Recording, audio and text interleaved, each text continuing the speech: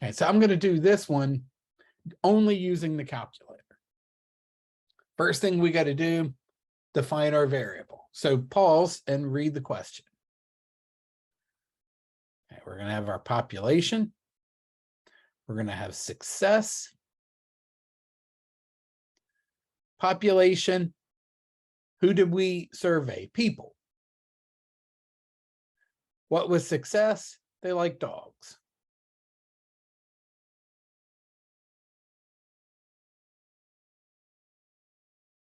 So now we define our variable. Let P.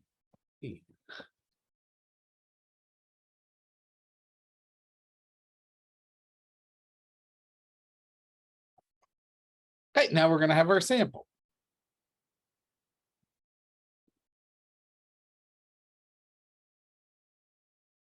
Every sample is going to have an X, an N, and a P hat. They're always going to give you 2 out of the 3, and you got to find the third. All right, so we got 430 people. That's my sample size. That equal sign was ugly. They didn't give me X. They gave me the percentage, the sample success rate, 0.16. So how am I going to find X then? Think about this for a minute. 16% of the sample said they like dogs. X is how many people said they like dogs, the actual number of people. What does the word of mean? 16% of 430, of means times. X is always P hat times N. So 0.16 times 430.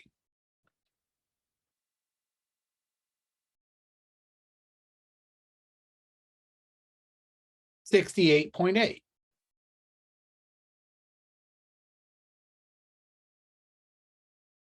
Okay, look, we're going to do this on the calculator. We got our numbers. We only need a couple of numbers. We go stat over to tests. And again, this is number A, right? One prop interval.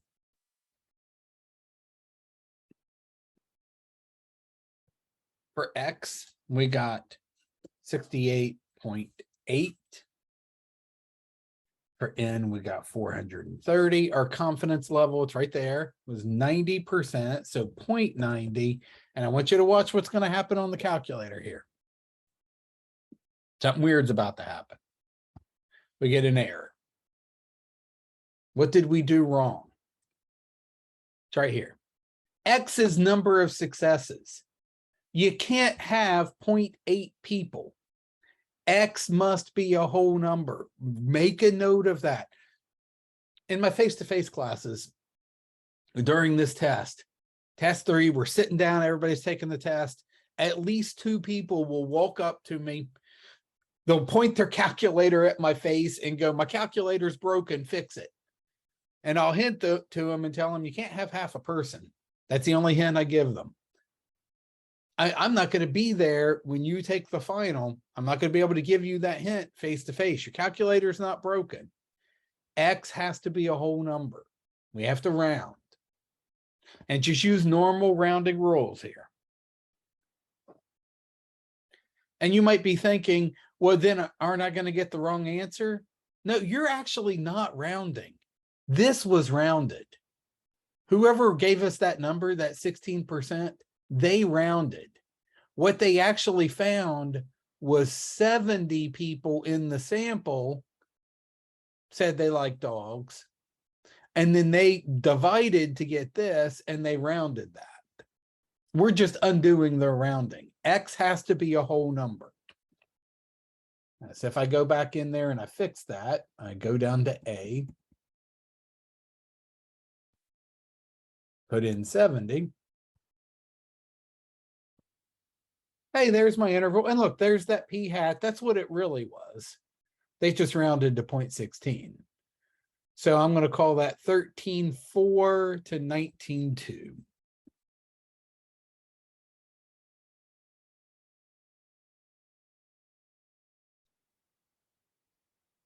Okay, there's my interval. Like that's it. That's literally the entire problem, or at least that's all the math. Now I gotta do the hard part and interpret that. What does that mean? We are 90% confident that between 13.4% and 19.2% of people like dogs. I forgot to define my variable. Oh, no, it's right there. Of people like dogs.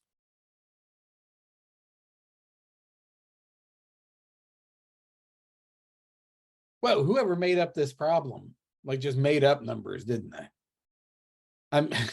I'm sure more than 20% of people like dogs. Like everybody likes dogs, right?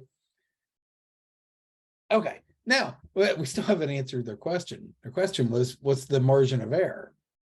Now we could have done this. We could have found the standard error, found the Z star that goes with 90%.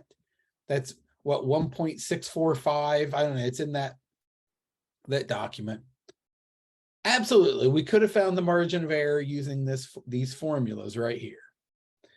It's much easier though to use the calculator and then just say, we've got our interval. The margin of error is half this width. Remember, when you find your confidence interval, you've got p hat. You go up one margin of error to get your high. You go down one margin of error to get your low. So the entire interval is 2 margins of error wide. So we just find that distance, how wide is this interval, and divide it by 2. So margin of error, and it's margin of error. Maybe I say it too quickly, but I hear a lot of you say marginal error. Margin of error. High minus low over 2. So 0.192 minus 0.134 over 2. And either you need to put that top in parentheses or just do the top. I'm lazy. I think this is quicker. Just type in the top. I hit enter, then divided by 2. 0.029. And then we got to be careful and see if they want a decimal or if they want percentage. And they wanted a decimal, so I would type in that.